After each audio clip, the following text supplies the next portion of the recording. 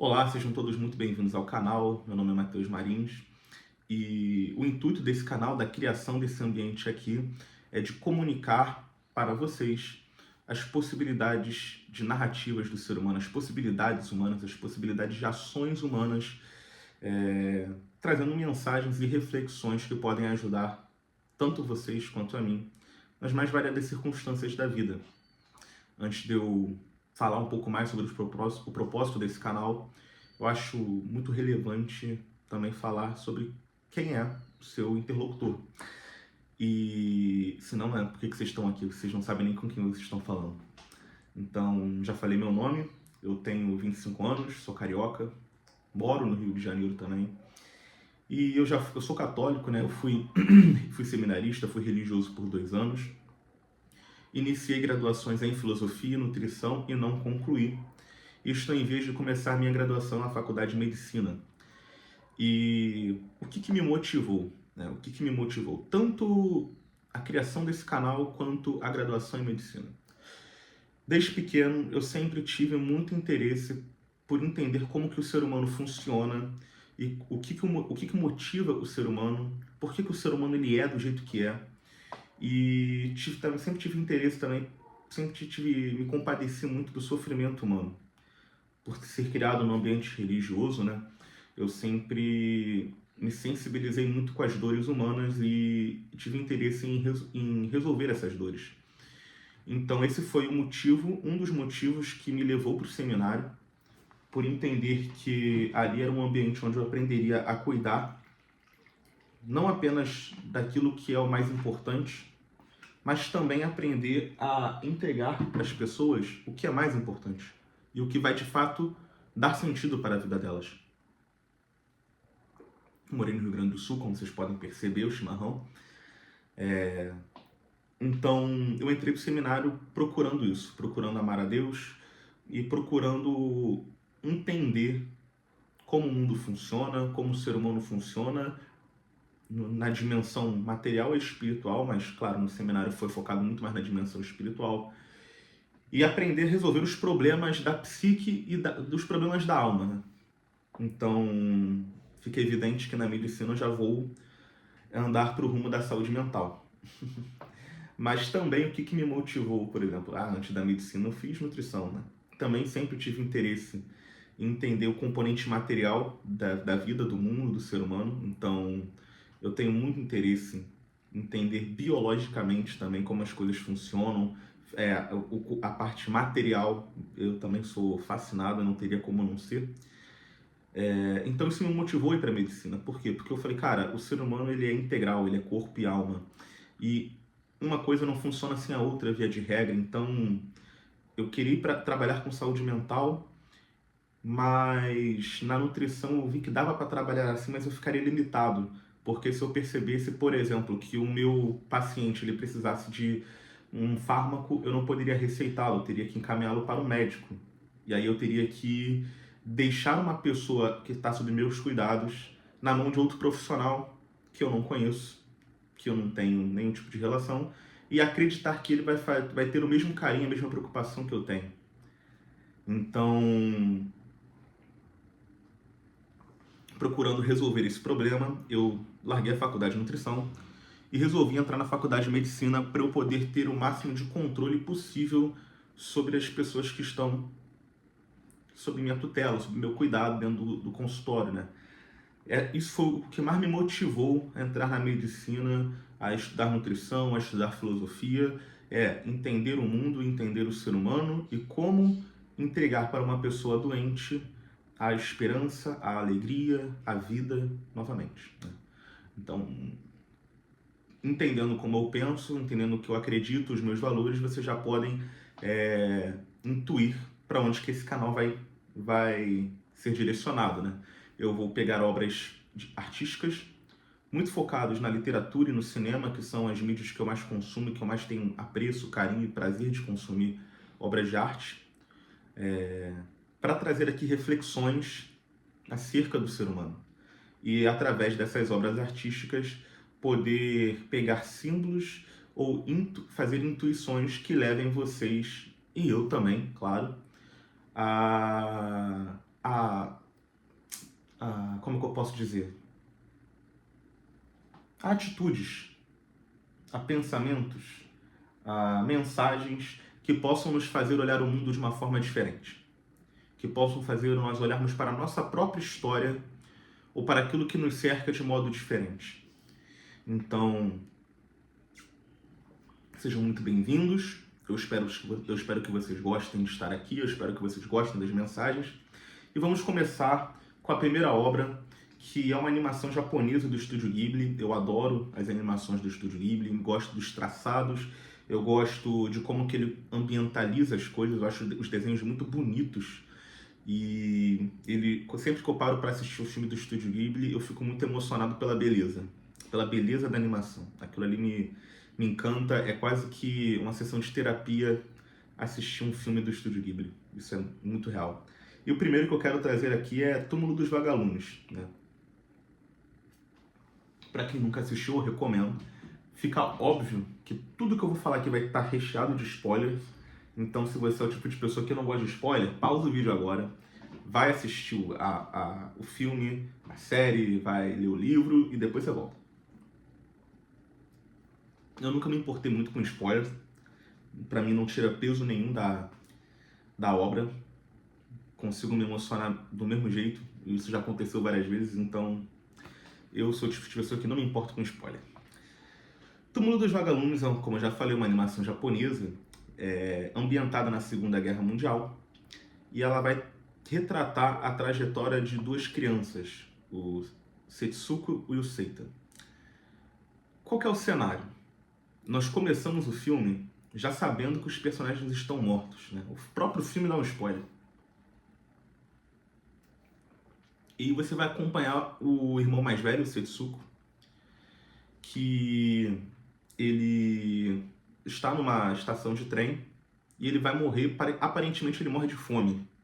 Tá muito magro, tá desnutrido, né? Ele tá ali como um indigente, ele morre de fome e ele se encontra com o espírito de seu irmão mais novo, tá? Sua irmã mais nova, perdão. Durante todo o filme, você vai acompanhar uma decadência e uma destruição material desses dois personagens. Então, você vai ter um flashback dele revisitando as suas memórias e já estão vivendo o peso da guerra. E por incrível que pareça, eu não tive a leitura desse filme como um filme de guerra, tá? Não é um filme de guerra, sobre guerra. Os irmãos, eles estão vivendo a vida deles quando sofre um bombardeio e eles vão fugir para um abrigo, ele e a mãe deles. E a mãe é morta nesse bombardeio. Então eles são obrigados a ter que viver com sua tia. Eles passam por problemas, porque eles tinham uma estabilidade material. Você olha a casa, você olha as roupas da mãe, você vê que era uma família que tinha conforto material, tinha um bom nível social. E eles perdem a mãe nesse bombardeio. O pai foi convocado para a guerra, então aparentemente o pai eles não têm notícias, não sabem se o pai está vivo ou se está morto. Mas vamos supor que o pai está morto porque a gente nunca vê o pai no filme, nunca. Então eles perdem a família, eles perdem a estrutura familiar, eles perdem a estrutura material, o conforto material, e quando eles vão buscar um conforto material, um conforto familiar, eles são rejeitados pela tia. Não rejeitados porque são abandonados ou é negado o tratamento. Mas a tia vai ficando muito incomodada e vai tratando eles mal, eles se sentem excluídos, eles sentem que estão incomodando ali. Então eles saem da casa da tia e vão procurar abrigo numa gruta, no meio da floresta. Para não me alongar muito, eles ali vão passar por diversas adversidades, tentando sobreviver, até que acaba o dinheiro, acaba os tecidos caros da mãe para vender e trocar por comida, e pouco a pouco eles vão definhando. Acaba. Aí o irmão mais novinho morre e depois ele morre. Vai lá pro começo do filme, eles morrem. E o filme dá a entender no final de que eles vivem um looping de sofrimento ali naquelas memórias da guerra, daquele sofrimento. Parece que eles vivem aquilo em eterno, porque termina com eles mortos, a câmera sobe e você vê um Japão moderno e eles ali esquecidos, olhando para a cidade e tendo que viver toda aquela tragédia novamente. É um filme triste de fato, é um filme pesado. E se você vai no YouTube, você procura as análises, chorei rios de lágrimas. Não consegui parar de chorar um minuto vendo o Túmulo dos Vagalumes. O filme mais triste de todos os tempos, o filme mais triste da história. E eu já tinha visto esses títulos, eu já tinha visto essas análises, e eu fui assistir Túmulo dos Vagalumes querendo me emocionar muito, né? Eu não fui nem assim, cara, sou homem, não vou. Não. Eu fui com o filme com a disposição de chorar, de me emocionar com a história. E eu não derramei uma lágrima no filme. Eu até fiquei assim, caraca, cara, eu não derramei uma lágrima. Por que eu não chorei? Por que todo mundo, sabe, fica tão pegado com esse filme? E de fato, eu fiquei muito, senti muito. O filme ele é muito visceral, principalmente quando mostra a mãe. A gauchada aí vai me xingar muito porque eu mexi na bomba, né? Mas tem que fazer, cara, entupiu aqui. E eu comecei a refletir. Eu falei assim, cara, por que eu não me emocionei? Por que eu não chorei? Porque eu me emocionei, mas por que eu não fiquei tão mexido quanto as outras pessoas, né? E a mensagem do filme, ela termina com uma mensagem muito triste, muito pesada, né? Sem esperança. Eles ficam revivendo aquele looping, né, de sofrimento, daquela tragédia. Foram esquecidos, ninguém se lembra deles, não tem ninguém para fazer memória deles. Entretanto, eu entendi, depois de algum tempo refletindo, eu entendi tranquilamente por que eu não me emocionei tanto. No sentido de ficar triste, pesado, de chorar muito, lamentando aqueles personagens. Porque eu passei o filme inteiro olhando para eles como uma referência, como se fossem dois super-heróis ali, né? Eu ficava encantado com aqueles dois personagens, porque são duas pessoas muito jovens, um adolescente e uma criancinha, que perdem a sua família, perdem toda a referência moral, familiar, perdem a estabilidade financeira, a estabilidade familiar, a estabilidade social, eles viram indigentes, têm que morar no meio da terra, do chão batido, embaixo de uma gruta, não tem que comer, morre de inanição, os dois morrem de fome. E aí tu fala assim, bicho, tu olha para eles e eles nunca perdem a alegria de viver, eles nunca perdem a esperança, eles nunca deixam de amar um ao outro, de tratar um ao outro bem. Veja, tem sofrimento, eles choram a perda da mãe, eles lamentam tudo que eles estão passando. O irmão mais velho, ele sente o peso da responsabilidade de cuidar do mais novo. Entretanto, o peso da responsabilidade, o peso de perder tudo, não afeta a alma dessas crianças. Foi isso que eu fiquei refletindo o tempo inteiro no filme. Fiquei, cara, eles perderam tudo. Mas mesmo perdendo tudo, eles não abdicaram da alegria da companhia um do outro, da esperança, do amor. Isso é lindo, isso é maravilhoso. Tem uma cena deles brincando na praia, do irmão levando o pequenininho para brincar na praia, que aquilo ali é lindo. E ali eu quase chorei, porque eu falei, cara, é isso. É sobre isso. É sobre isso. A vida é sobre isso. Você pode estar vivendo a mais perturbadora adversidade, a pior tragédia de todas. Entretanto, o ser humano ele tem essa capacidade de olhar para tudo aquilo que materialmente é trágico, é absurdo, e ainda assim procurar uma luz na escuridão. Assim, isso é lindo, isso é maravilhoso.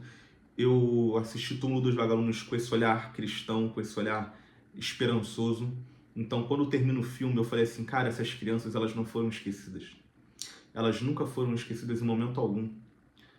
Porque existe uma pessoa que as ama e que cuida delas e que não ficou alheio a esse sofrimento e também não ficou alheio a essa postura nobre, essa postura magnânima, essa postura elevadíssima, essa postura quase que de santidade. Né? Eles vivendo ali uma espécie de, não sei se uma espécie de martírio, assim, porque a dor é muito grande, o sofrimento é muito grande. Entretanto, eles não deixam isso abalar a alma deles, em momento algum. E essa é a reflexão que eu faço. Nós vivemos numa época de tanto conforto material, de tanta abundância material, pelo menos para a maioria das pessoas, né? Hoje, se você pegar uma pessoa pobre, cara, ela vive com mais conforto do que um rei da Idade Média, né? A pessoa pobre hoje, sei lá, cara, aqui no Rio de Janeiro, você mora numa favela, Eu já entrei em favelas, cara. Se fizer um gato ali, tu tem internet, tu tem luz, tu tem ar-condicionado, entendeu? Tu junta dinheiro pra comprar ar-condicionado, tu não paga a conta de luz porque tu tá fazendo gato. Então, assim, cara, é muito conforto material, é muito conforto material. Eu sei que entrei numa área que polêmica, cinzenta, mas enfim, tá, o favelado não tem. Beleza, muita gente miserável. Mas se eu pegar a classe média pra frente, que é muita gente, bicho, a gente reclama de muita coisa, a gente reclama de tanta coisa. A gente reclama que a carne não vem no ponto. A gente reclama, perde a cabeça, porque o pedido do iFood demorou para chegar. Nós reclamamos e perdemos a cabeça porque ficamos 2, 3 horas sem internet ou porque acabou a luz. Ah, eu tô reclamando por quê? Não consigo um Uber aqui. Pô, não consigo Uber. O Uber tá muito longe. Vai demorar 10 minutos para chegar. Que merda. Olha só. Então, Túmulo dos Vagalumes para mim ele serve para fazer uma reflexão, perdão, sobre como que nós estamos muito reclamões, como que a gente está muito pouco sensível ao sofrimento e como que o ser humano ele é grande, como que o ser humano ele é magnânimo, como que o ser humano ele tem essa capacidade de a todo momento estar acima das situações, acima do sofrimento, acima daquilo que insiste em rebaixá-lo, né? E duas crianças me darem essa lição deixa a mensagem ainda mais potente, ainda mais forte. Então é isso, né? Essa é a minha reflexão sobre o Túmulo dos Vagalumes. Eu recomendo que você assista. Esse filme está disponível na Netflix. Não estou sendo patrocinado pela Netflix para fazer esse jabá dela, mas acho que todos os filmes do estúdio Ghibli estão disponíveis na Netflix. Assistam, vejam se vocês concordam com a minha análise, se vocês concordam com a minha reflexão. Deixem aqui nos comentários se vocês discordam, concordam, por quê. Curtam, se inscrevam e se vocês gostarem, apresentem para os amigos aí, apresentem para os familiares, porque essa vai ser a pegada do canal. Essa vai ser a pegada do canal, né? Primeiro vídeo aqui, tô aprendendo ainda como é que funciona, a dinâmica das falas, a dinâmica da iluminação, dos cortes, etc. Mas a substância vai ser essa, pegar obras artísticas e trazer para a nossa vida, trazer para o nosso dia a dia, para o nosso cotidiano, como que nós podemos utilizar dessas obras para fazer intuições que nos levem a reforçar ou mudar o modo como nós enxergamos a realidade, a vida, e que isso possa nos melhorar, fazer com que nós melhoremos. Então, se você está vivendo uma tragédia, se você perdeu tudo, se você perdeu uma mãe, um pai, há menos de um ano, por exemplo, eu perdi o meu avô, né? E a perda de uma pessoa que a gente ama, ela é dolorosa, né? A gente sente falta dessa pessoa o tempo todo. Então, essas situações que nos machucam, que nos fazem sofrer, elas também podem ser uma grande oportunidade de crescimento, de aumentar o nosso coração, de aumentar a nossa capacidade de amar, de aumentar a nossa capacidade de se entregar.